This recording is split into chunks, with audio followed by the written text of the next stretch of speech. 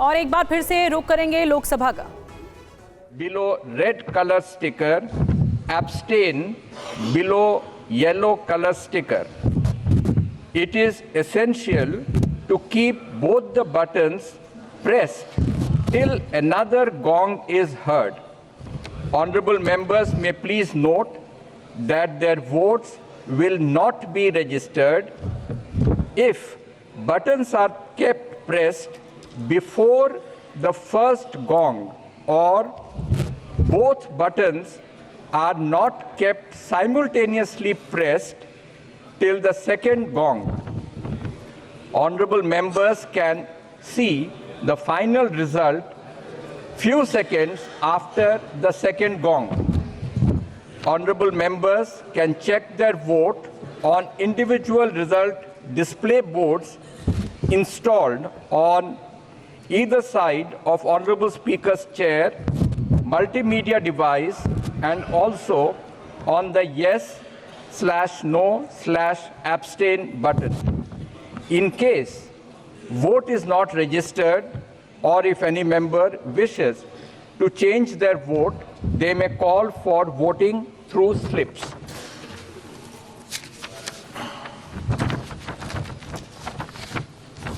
माननीय सदस्यों का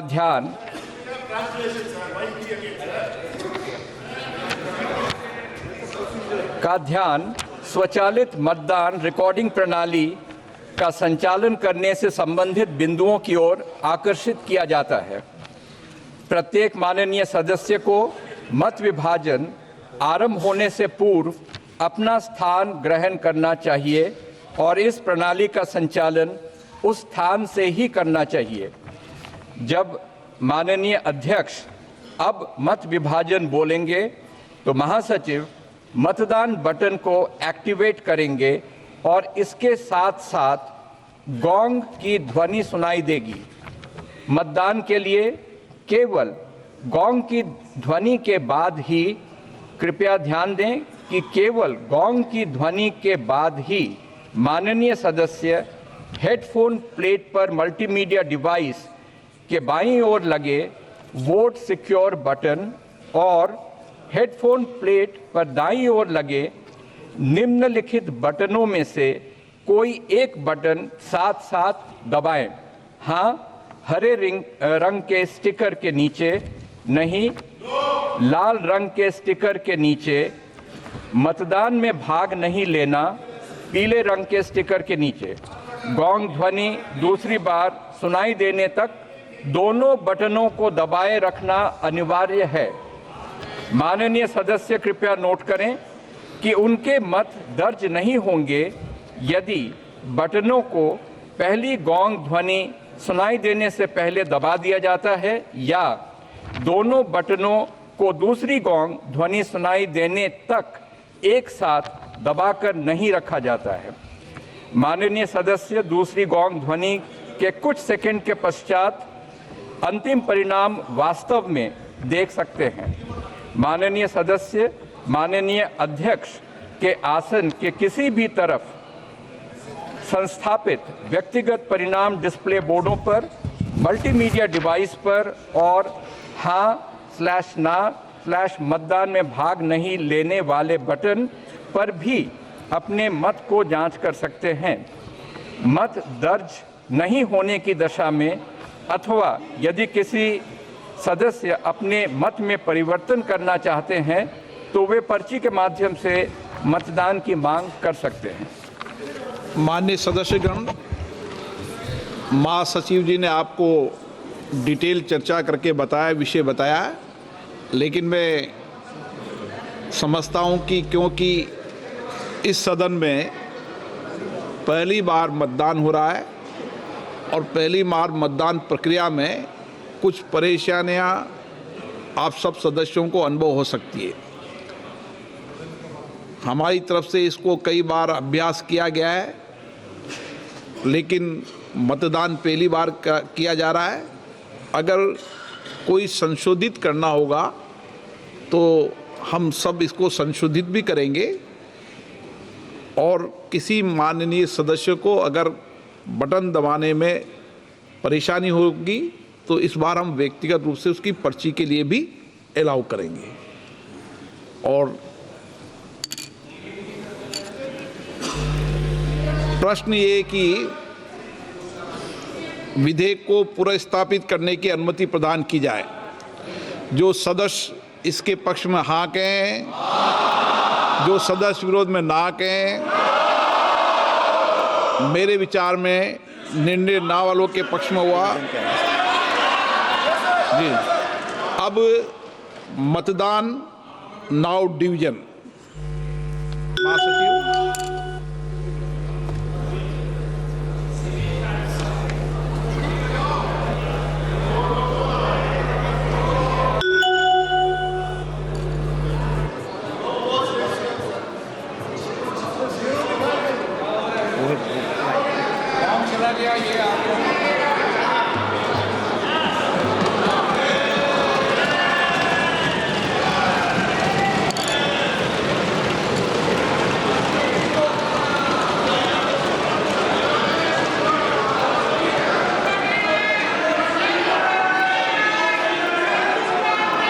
प्लीज।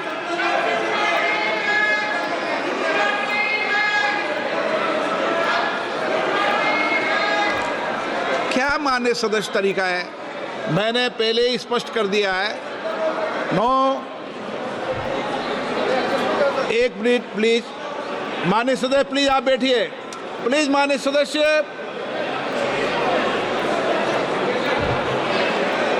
आप सब वरिष्ठ हैं।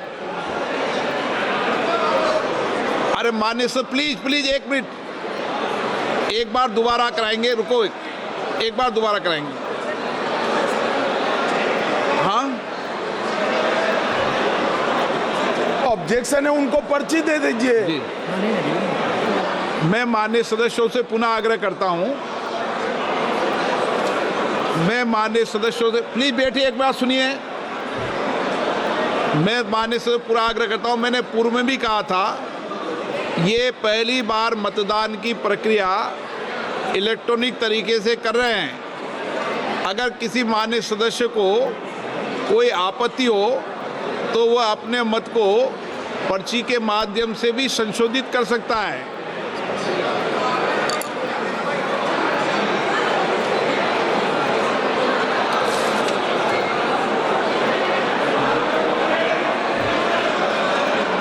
ठीक तो आ रहा है।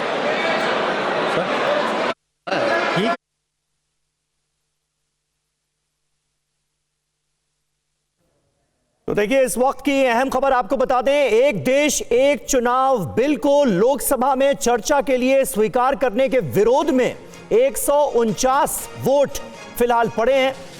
ये अहम जानकारी। और बिल को स्वीकार करने के, चर्चा के लिए स्वीकार करने के पक्ष में 220 वोट पड़े हैं। यानी ज्यादातर सांसदों ने इस बात को लेकर अपना समर्थन जताया है कि इस बिल पर लोकसभा में चर्चा होनी चाहिए। और इलेक्ट्रॉनिक वोटिंग सिस्टम के तहत पहली बार लोकसभा में वोटिंग हो रही है। लिहाजा जो लोकसभा के सेक्रेटरी जनरल हैं, उनकी तरफ से तमाम जो निर्देश हैं वो दिए गए कि आपको वोटिंग में हिस्सा कैसे लेना है, इसकी पूरी डिटेल उन्होंने पहले समझाई। इसके अलावा लोकसभा स्पीकर की तरफ से यह भी कहा गया है कि अगर किसी को ऑब्जेक्शन होता है तो वो पर्ची के जरिए भी अपना वोट रजिस्टर करा सकता है। उसी को पर्ची देना। हाँ, उसी को दे रहे हैं। इस सबको बांट रहे हैं? नहीं, उसको नहीं।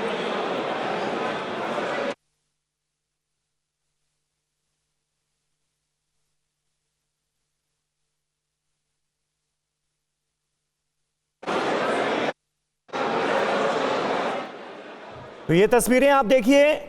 जो पक्ष में वोट पड़े हैं वो हैं 220 और विपक्ष में 149। यानी one nation one election bill पर लोकसभा में चर्चा के पक्ष में 200। माननीय सदस्यगण प्लीज प्लीज, माननीय सदस्यगण, मैंने फिर आग्रह किया है, जिन माननीय सदस्यों को अपने मत को संशोधित करना है वही पर्ची लें, क्योंकि माननीय सभा आप विद्वान हैं, इसलिए एक बार और प्रयास कर लें।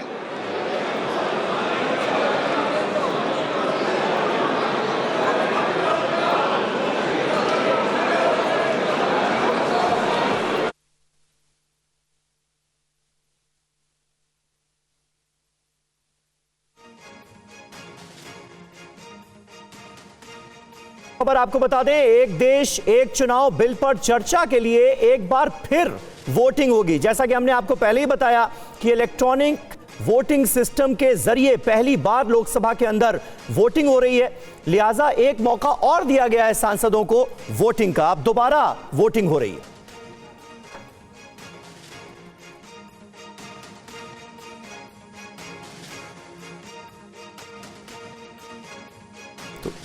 तो एक देश एक चुनाव बिल पर फिर वोटिंग हो रही है। जैसा कि लोकसभा स्पीकर ओम बिरला की तरफ से बताया गया कि जिन भी सांसदों को ऑब्जेक्शन है वो पर्ची के जरिए भी वोटिंग में हिस्सा ले सकते हैं, वो पर्ची के जरिए भी वोटिंग कर सकते हैं। उनको एक बार फिर से मौका दिया गया है वोट करने का। एक देश एक चुनाव बिल पर लोकसभा के अंदर चर्चा हो या नहीं, इस मसले को लेकर फिलहाल वोटिंग हो रही है। और खास बात यह भी है कि इलेक्ट्रॉनिक वोटिंग सिस्टम के जरिए पहली बार लोकसभा में वोटिंग हो रही है। इसलिए यह ऑप्शन दिया गया है कि कुछ लोग अगर चाहें, अगर उन्हें ऑब्जेक्शन है तो वो पर्ची के जरिए भी वोटिंग में पार्टिसिपेट कर सकते हैं, हिस्सा ले सकते हैं। दोबारा वोटिंग हो रही है। तो one nation one election bill को चर्चा के लिए लाने के लिए मतदान हो रहा है और पहली बार लोकसभा में इलेक्ट्रॉनिक डिवीजन हुआ है। स्पीकर ओम बिरला ने कहा कि इसके लिए पहले पूरी प्रक्रिया बताई गई और फिर पहली बार जब वोटिंग खत्म हुई और उसके रिजल्ट सामने आए तो कुछ ऑब्जेक्शंस भी रेज हुए और उसके बाद ओम बिरला की तरफ से यह ऑप्शन दिया गया, जैसा कि उन्होंने पहले ही कहा था कि अगर किसी को ऑब्जेक्शन होगा तो पर्ची के जरिए वोटिंग करने का ऑप्शन उसे मिलेगा। लेकिन जो पहली वोटिंग हुई है उसमें जो रिजल्ट आया है वो भी हम आपको दिखा रहे हैं। 220 सांसदों ने इस पक्ष में वोटिंग की है कि लोकसभा में इस बिल पर चर्चा होनी चाहिए और 149 सांसदों ने इसके विपक्ष में वोटिंग की है, यानी वो नहीं चाहते कि इस बिल को संसद में पेश किया जाए, लोकसभा में पेश किया जाए, इस पर चर्चा हो। हमारे साथ आनंद प्रकाश पांडे मौजूद हैं इस वक्त। आनंद, दोबारा वोटिंग हो रही है, क्या जिन सांसदों ने ऑब्जेक्शन रेज किया पहली वोटिंग के रिजल्ट सामने आने के बाद, ये अब वही सांसद वोट करेंगे या फिर ओवरऑल वोटिंग दोबारा हो रही?